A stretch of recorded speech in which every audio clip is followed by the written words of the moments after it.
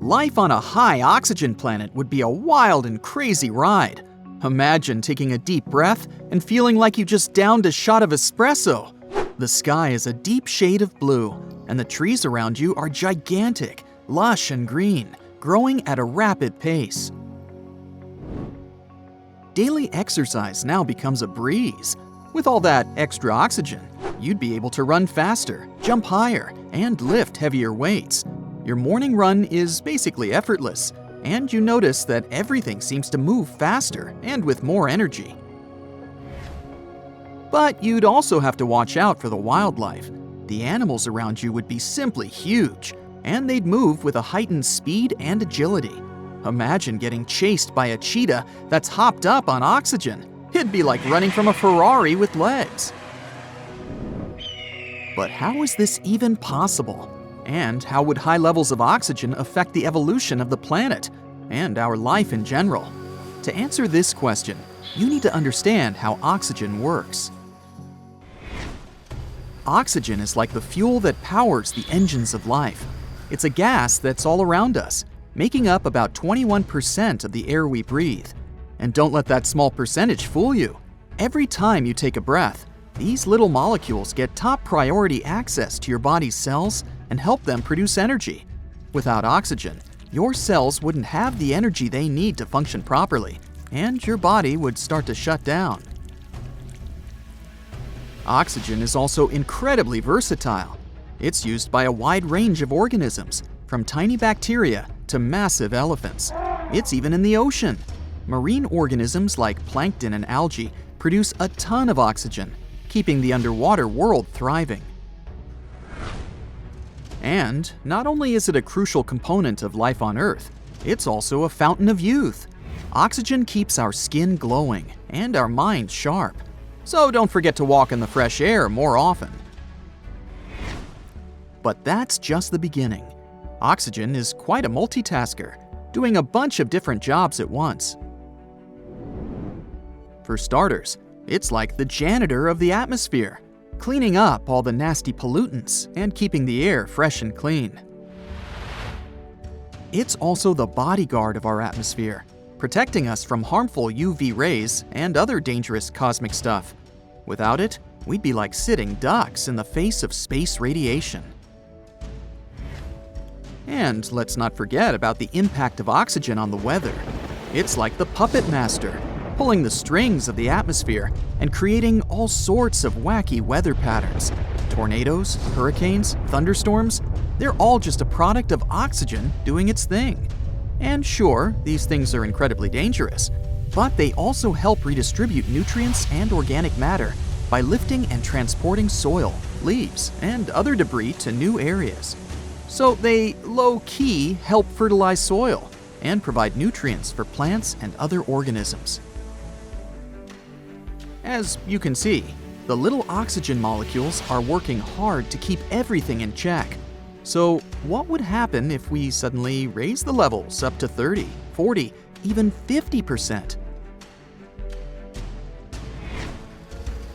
Actually, too much oxygen can become very dangerous for us.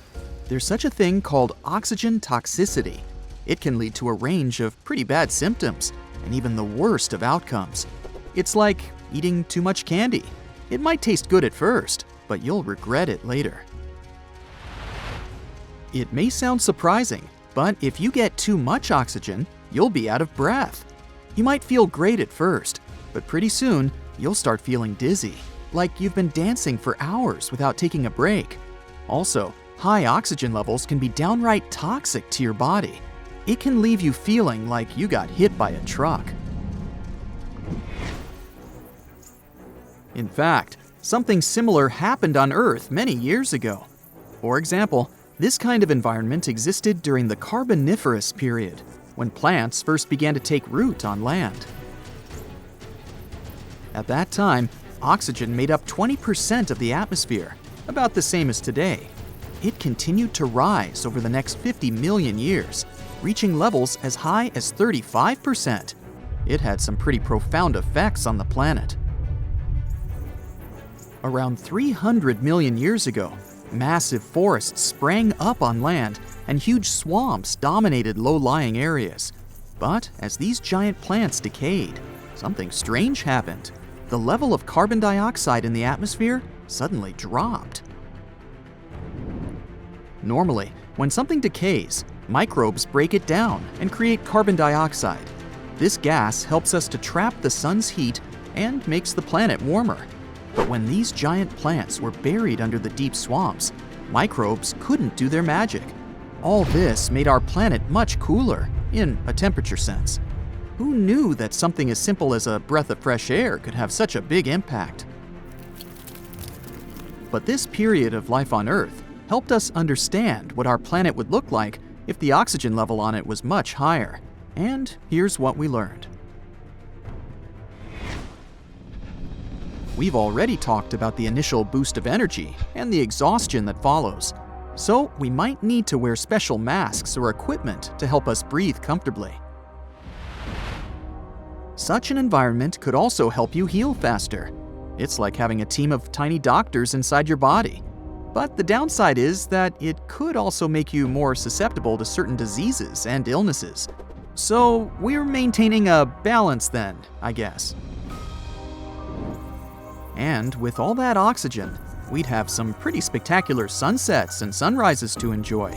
The extra oxygen in the atmosphere would scatter light in new and interesting ways, creating breathtaking displays of color in the sky. And it's not just humans that would be affected. Plants and animals can also experience some wacky effects. Plants might grow like they're on steroids, reaching towering heights, like the beanstalk from that fairy tale. Imagine how much food we'd be able to harvest. Giant trees and crops could provide us with more sustenance than we've ever had. And animals might experience some crazy mutations. The oxygen-loving species, like insects and arachnids, would be the winners of this situation. They would simply thrive in such a world, growing bigger and stronger than ever before. So if you've ever been terrified of a giant spider that you found in the house, just imagine what it would be like if it were 5 times bigger. But for species that have adapted to lower oxygen levels, things don't look that great. Mammals, for example, would have a pretty tough time. This could lead to a shift in the balance of power among different species, with some thriving and others struggling to survive. Overall, we could see some seriously cool adaptations, like birds developing the ability to fly higher than ever before. Dealing with huge animals could be both exciting and challenging. We'd probably have to build stronger shelters and try to stay out of their way. All this could also lead to increased natural disasters, as well as damage to ecosystems and wildlife. Fires would ignite quickly and burn fiercely, making wildfires a constant threat. Even a simple spark from a campfire could potentially lead to disaster. We might need to rethink our cooking and heating methods to avoid any accidents. By the way, if we lived on a planet with less oxygen, say about 15%, we would also have a hard time. For example, our bodies would have to work much harder to obtain the same amount of oxygen as they do on Earth. We would probably experience fatigue and shortness of breath much more quickly, and physical exercise would be much more challenging. We could have some problems with memory and concentration. So the amount of oxygen we have now is the most ideal. Let's appreciate it. As you can see, living on such a planet would be a real roller coaster. It would require some serious caution. But as long as we were careful, we'd be able to enjoy the benefits of all that extra oxygen in the air. Just be prepared for some wild and wacky effects along the way. That's it for today. So hey, if you pacified your curiosity, then give the video a like and share it with your friends. Or if you want more, just click on these videos and stay on the bright side.